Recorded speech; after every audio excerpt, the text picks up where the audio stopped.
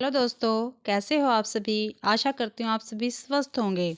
मैं आप सभी का अपने चैनल हिंदी क्लासेस में बहुत बहुत स्वागत करती हूँ। तो आज हम करने जा रहे हैं रीतिकाल।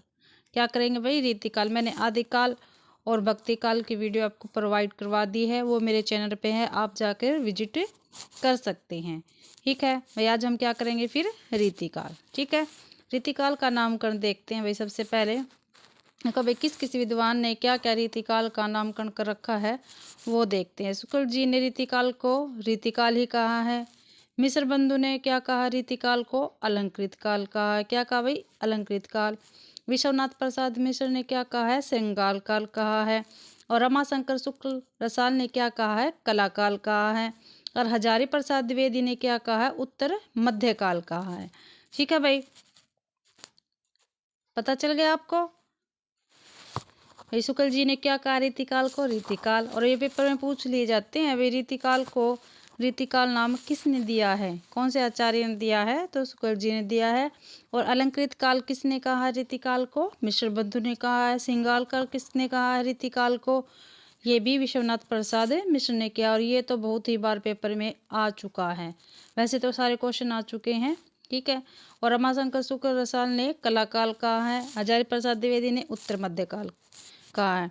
ठीक है भाई, जो मैं आपको ये करवा रही हूँ ये मत सोचना मैडम भाई वैसे पढ़ा रही मैं। जो ये है एक एक मेरी लाइन में एक एक क्वेश्चन है। ठीक है, जो मेरा पीडीएफ है, जो मेरे नोट्स हैं, उसकी एक एक लाइन में एक एक क्वेश्चन दिया गया है।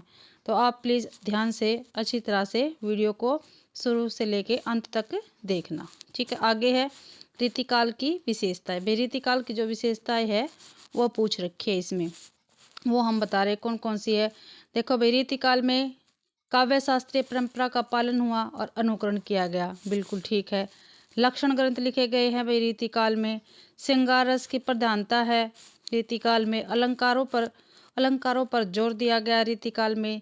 नायक नायिका भेद हुआ है रीतिकाल में। दरबारी प्रवृत्ति है रीतिकाल में। राज प्रस्तुतियाँ हैं रीतिकाल में। मुक्त काव्य है रीतिकाल में। नक्शिक वर्ण हुआ है काव्य काल में, सॉरी रीतिकाल में।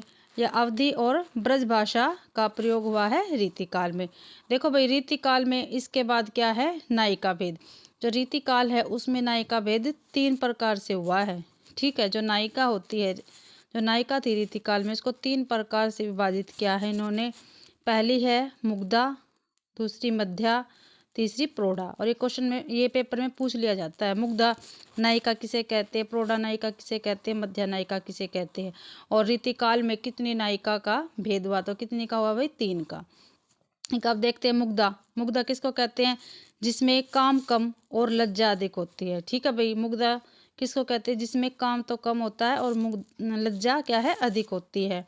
और मध्या किसे कहते हैं? जिसमें काम और लज्जा दोनों बराबर होते हैं, उसको कहते हैं मध्या। और प्रौढ़ा किसको कहते हैं? जिसमें काम अधिक होता है और लज्जा कम होती है, उसको क्या क्या कहते हैं हम?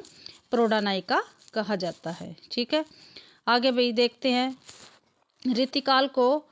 ठीक है, 3 काव्य धारा में बांटा गया। जो रीतिकाल है उसको 3 काव्य धारा में बांटा गया है। पहली रीतिबद्ध काव्य धारा, दूसरी रीति सिद्ध काव्य धारा और तीसरी रीति मुक्त काव्य धारा। ठीक है भाई, आगे देखते हैं। रीतिबद्ध काव्य धारा में केशवदास आते, चिंतामणि आते, मतीराम आते, भूषण आते, पद्माकर आते, कुलपति मिश्र आते, देव आते हैं। ठीक है, आप सभी को पता है क्वेश्चन में कैसे पूछा जाता है भाई, इनमें से कौन सा रीतिबद्ध कवि है, या इनमें से कौन सा रीति सिद्ध कवि है, या रीति मुक्त कवि नहीं है। ऐसे क्वेश्चन आ जाते हैं घुमा के, तो प्लीज़ आप इनको अच्छी प्रकार से देख लो।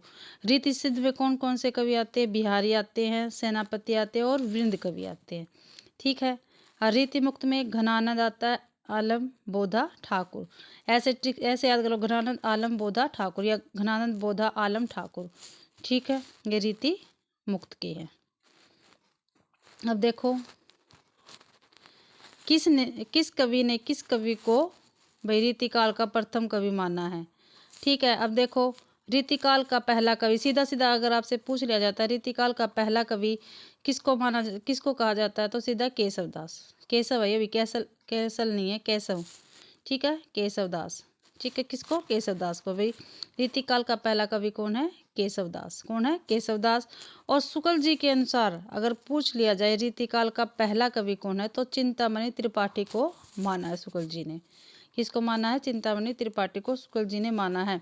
ये क्वेश्चन बार बार पूछा जाता है कि रीतिकाल का प्रवर्तक शुक्ल जी ने किसको माना है, तो किसको माना है? चिंतामणि त्रिपाठी जी को माना है। ठीक है भाई, देखो रीतिकाल में अलग अलग प्रकार से ग्रंथ लिखे गए। सर्वांग निरूपण ग्रंथ लिखे गए, छंद निरूपण लिखे गए, रस निरूपण लिखे गए, अलंकार निरूपण लिखे गए।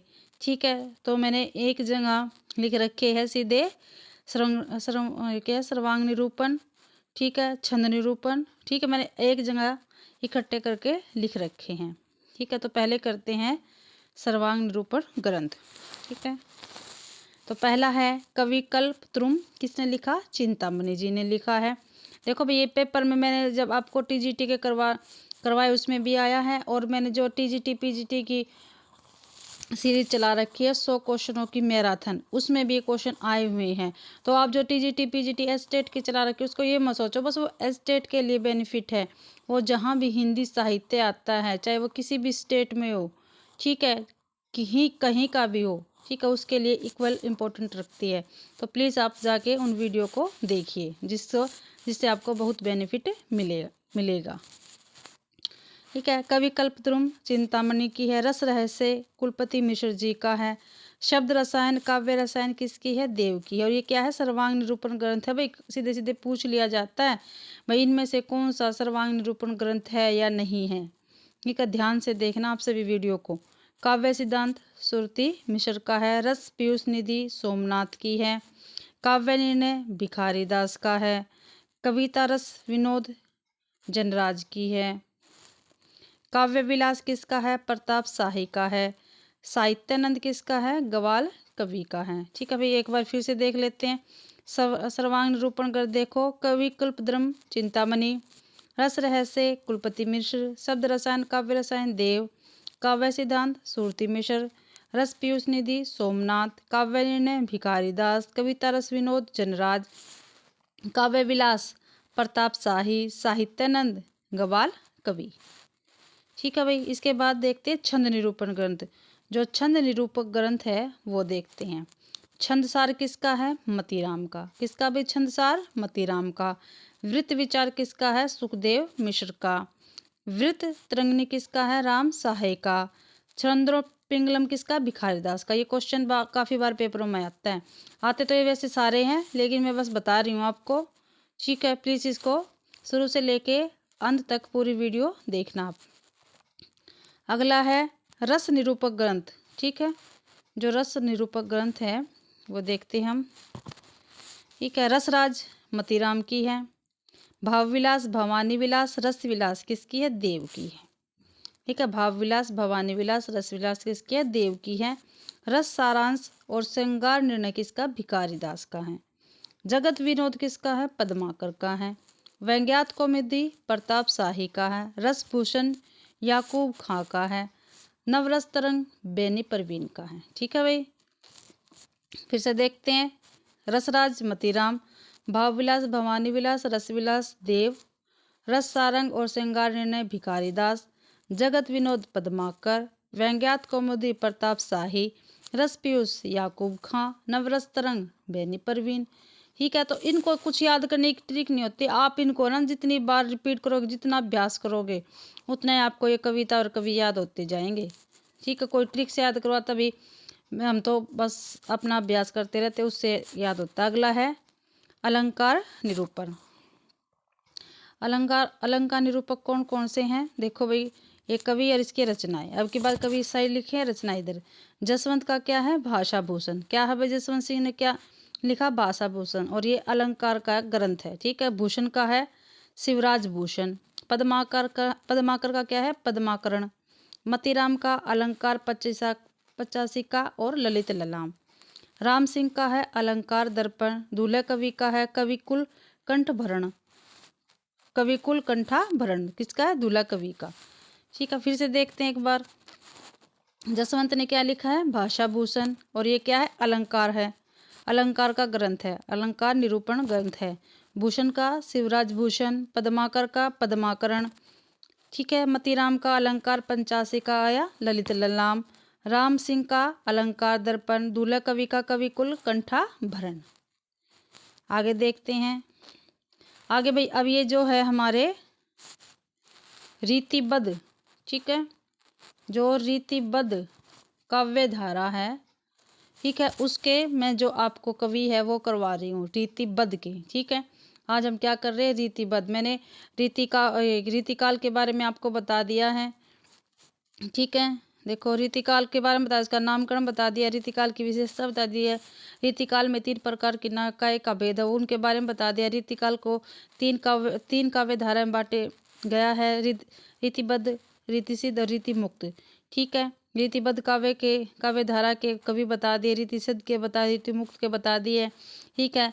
किसने प्रथम किसको माना, किस कवि को माना रीतिकाल का, वो मैंने आपको बता दिया। सर्वांग निरूपण ग्रंथ बता दिए मैंने आपको, छंद निरूपक ग्रंथ बता दिए हैं, रस निरूपक ग्रंथ बता दिए और अलंकार निरूपण ग्रंथ बता दिए हैं, ठीक है। केशवदास से रीतिबद्ध कवि क्या है हमारे शुरू हो जाते हैं, ठीक है। केशवदास देखते हैं भाई हम, केशवदास, ठीक है। मूल नाम क्या है इनका, केशवदास का मूल नाम वेदांती मिश्र, ये काफ़ी बार पेपर में पूछा जा चुका है। मूल नाम क्या है केशवदास का, वेदांती मिश्र, और यूजीसी नेट में भी काफ़ी बार पूछा जा चुका है। और जो केशवदास थे वो कौन से संप्रदाय में दीक्षित हुए, ठीक है, निम्बार्क में, कौन से में, निम्बार्क में। और इनको केशवदास को अलंकारवादी आचार्य माना जाता है। कौन सा आचार्य माना जाता है, अलंकारवादी आचार्य। आगे है केशव के विषय में मत, ठीक है। जो केशवदास जी है उनके विषय में किस किस लेखक ने या कवि ने क्या क्या कहा है देखते हैं हम, ठीक है भाई।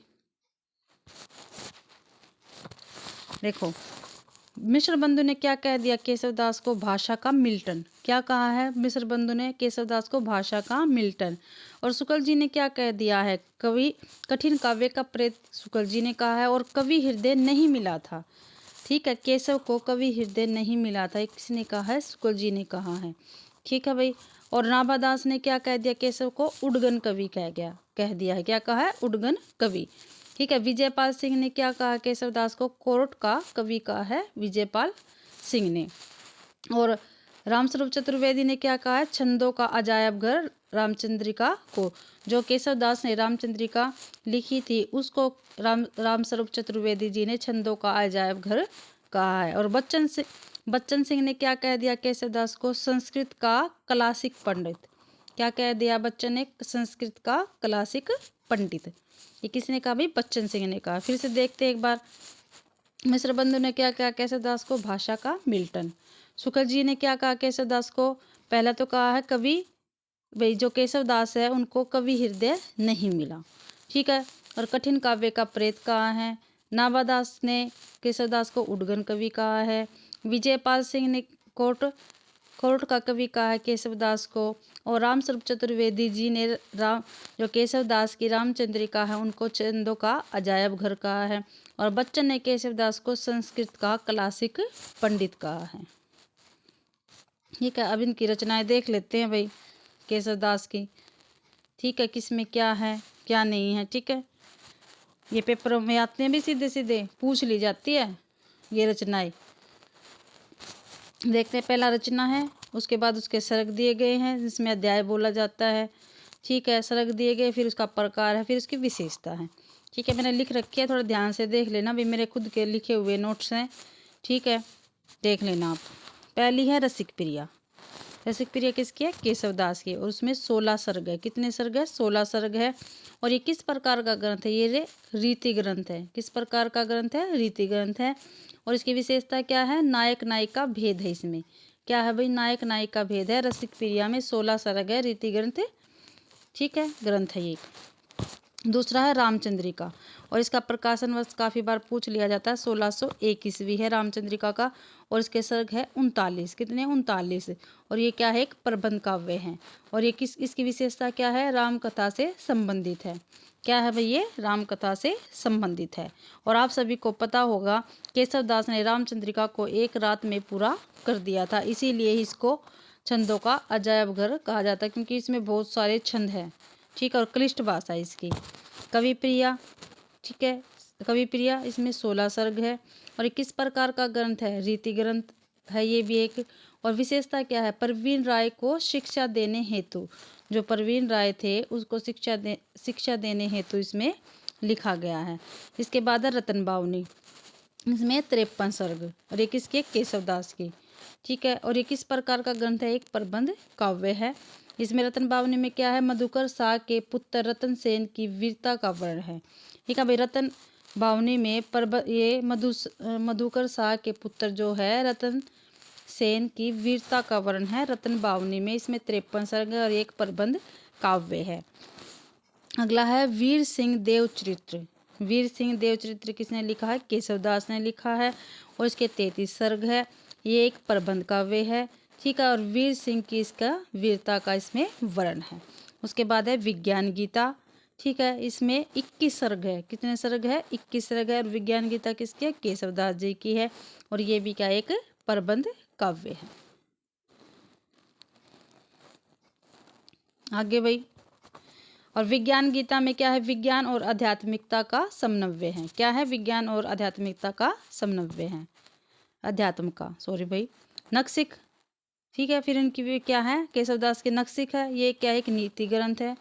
छंदमाल क्या है? ये भी एक नीति ग्रंथ है। इसके बाद आते हैं चिंतामणि त्रिपाठी जी, ठीक है। कौन आते हैं? चिंतामणि त्रिपाठी जी।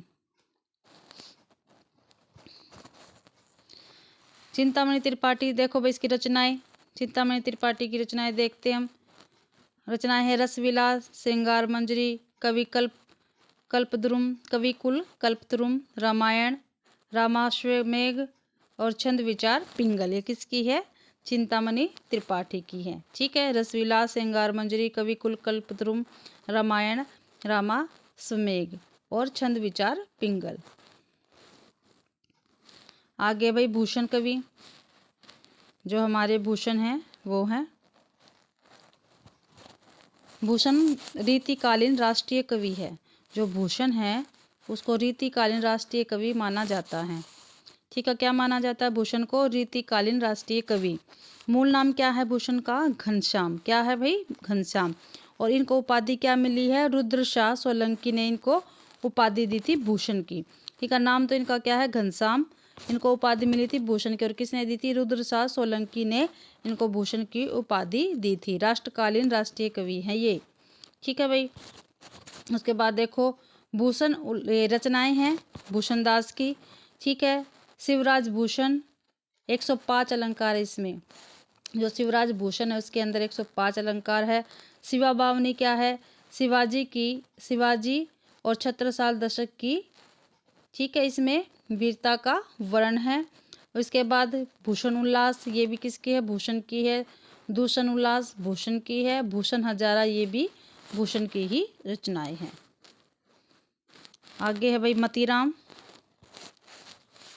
आगे हम कर रहे हैं मतीराम को। भैया इस में जो नोट्स है इसमें मेरे इम्पोर्टेंट है, सारे इम्पोर्टेंट है ये सभी, ठीक है। एक एक लाइन इम्पोर्टेंट है, और ये घूम फिर के पेपरों में आ ही जाते हैं, कहीं ना कहीं से क्वेश्चन आपको मिल ही जाएंगे, चाहे वो यूजीसी नेट का पेपर हो, ठीक है, या एसटेट का हो, या सीटेट का हो, या एनवीएस का, या केवीएस का, या DSSB का, या आरपीएससी का, या रेलवे के जो अब निकले हुए, या किसी भी हिंदी साहित्य का पेपर हो, आपको ये क्वेश्चन आपको मिलेंगे ही मिलेंगे, ठीक है भाई।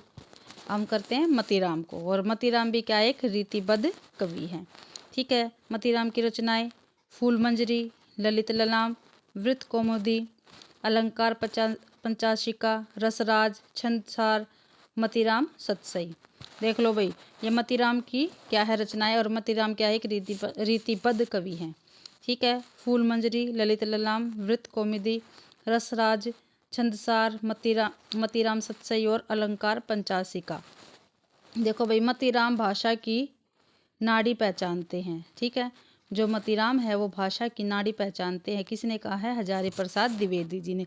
और ये कोटेशन आपको पेपर में हमेशा ही देखने को मिलती है, क्योंकि ऐसा नहीं हो सकता जो हजारी प्रसाद द्विवेदी से सवाल ना आए, ऐसा नहीं हो सकता रामचंद्र शुक्ल जी से कोई सवाल ना आए। अगर इनसे सवाल नहीं आया तो वो पेपर क्या है? व्यर्थ ही है। आगे हमारे कुलपति मिश्र, ठीक है, जो कुलपति मिश्र जी है ये भी हमारे क्या है कि रीतिबद्ध कवि हैं, ठीक है। इनकी रचनाएं देखते हैं। रस रहस्य, ठीक है, संग्राम सार, दुर्गा भक्त तरंगिणी, मुक्ति तरंगिणी, ठीक है। ये कुलपति मिश्र जी की रचनाएं हैं। रस रहस्य, श्रृंगार सार, दुर्गा भक्त तरंगिणी, मुक्ति तरंगिणी। आगे है देव कवि, ठीक है, ये भी काफ़ी इम्पोर्टेंट है हमारे लिए, इम्पोर्टेंट है भाई, इम्पोर्टेंट कवि है ये भी, ठीक है। ध्यान से देखना आप सभी। देखो भाई, देव और बिहारी किसने लिखा? कृष्ण बिहारी ने। बिहारी और देव किसने लिखा? लाला भगवान दीन ने, ठीक है, भगवान दीन ने, दीन आएगा, भगवान दीन ने लिखा, ठीक है।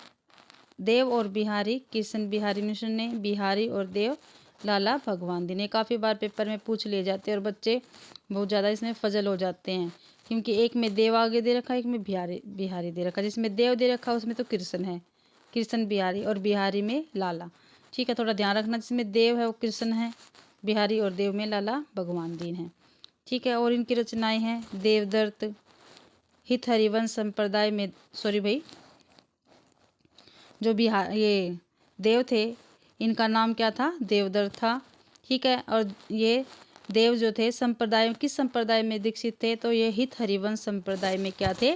दीक्षित थे, ठीक है।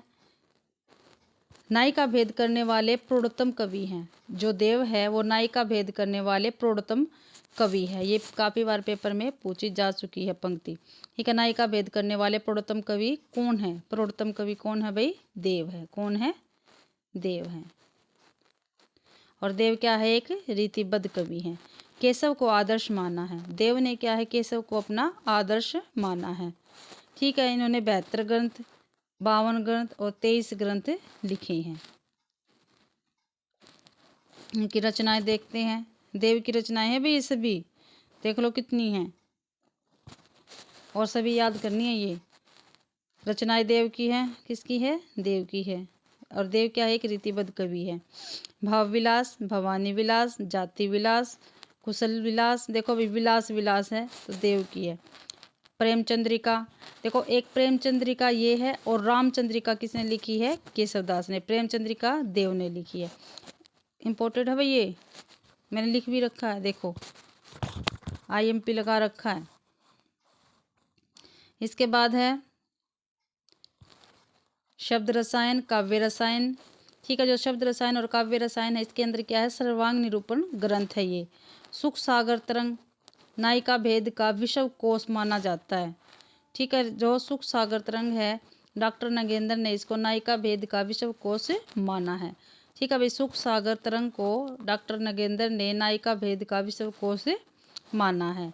देव शतक, रसविलास, देव चरित्र, देव माया प्रपंच, ये देव के भाई सभी। सुजान विनोद, प्रेम तरंग किसके है? ये सभी देव की है। आगे हमारे कवि भिखारीदास। भिखारीदास जी ने कौन कौन सी रचनाएं लिखी हैं? भिखारीदास की रचनाएं देखते हैं भाई। नामकोश, श्रृंगार निर्णय, काव्य निर्णय, अमरकोश, शतरंज शतिका, विष्णु पुराण, रस सारांश, छंदोरण पिंगल, ठीक है भाई, छंदोरण पिंगल। आगे हैं पद्माकर,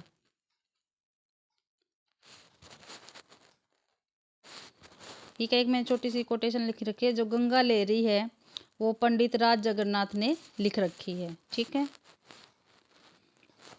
अब पद्माकर है, इनकी रचनाएं देखो। हिम्मत बहादुर वीरदावली, प्रताप सिंह वीरदावली, पद्माभरण, जगत विनोद, कली पच्चीसी, अलीजा प्रकाश, सफुट छंद, प्रबोध पचासा, गंगा लहरी और रामायण राम रसायन, ठीक है। देखो भाई लिख रखी है गंगा लहरी, एक तो पद्माकर ने लिखी है और एक गंगा लहरी लिख रखी है पंडित राज जगन्नाथ ने, ठीक है। कंफ्यूज ना हो, मैंने इसलिए यहाँ पे भी लिख रखा है। अब इसके बाद भाई जो अन्य कवि है हमारे रीतिबद्ध के, ठीक है, वो है रीतिबद्ध के, जो अन्य कवि है वो लिख रखी है मैंने। ठीक है, इसमें देखते हैं। अन्य कवि में तोष है, तोष जी ने क्या लिखा है? सुधानिधि। सुखदेव है, वृत्त विचार, छंद विचार, फाजिल अली प्रकाश। सुखदेव मिश्र ने लिखा। जसवंत सिंह ने क्या लिखा है? भाषा भूषण, प्रबोध चंद्रो नाटक है। सोमनाथ ने रस पीयूष निधि, श्रृंगार विलास। लाल कवि ने छत्र प्रकाश, रसलीन ने अंग दर्पण और रस प्रबोध। अब देखो भाई, जो रसलीन जी है उनका पूरा नाम क्या था? सैयद गुलाम अली रसलीन। क्या था रसलीन जी का पूरा नाम? सैयद गुलाम अली रसलीन। बेनी परवीन ने क्या लिखा? श्रृंगार भूषण और नवरस तरंग। दुल्हे कवि ने कवि कुल कंठा भरण। ठीक है भाई। इसके बाद है याकूब खां, रसभूषण। रामसराय, वृत्तरंगिनी, अलंकार प्रकाश। ठीक है। प्रताप शाही ने श्रृंगार मंजरी, काव्य विनोद, व्यंग्यार्थ कौमुदी और काव्यांग विलास। ये किसने लिखे हैं? प्रताप शाही ने। ठीक है भाई, यहाँ तक हमारा रीतिबद्ध हो गया है। ठीक है, रीतिबद्ध काव्य धारा मैंने आपको करवा दी है आज। ठीक है, उसके अंदर मैंने सभी रीतिबद्ध कवि है वो करवा दिए हैं। ठीक है, तो आज हमारा रीतिबद्ध जो है क्या है? रीतिबद्ध काव्य धारा हमारी यहीं पे कंप्लीट होती है। ठीक है, आशा करती हूँ आप सभी को मेरी क्लास पसंद आई होगी। अगर आप सभी को मेरी क्लास पसंद आती है तो प्लीज़ मेरे चैनल को सब्सक्राइब कीजिए, मेरी वीडियो को लाइक कीजिए, कमेंट कीजिए और ज़्यादा से ज़्यादा मेरी वीडियो को शेयर कीजिए। आप सभी का मेरी वीडियो देखने के लिए बहुत बहुत धन्यवाद।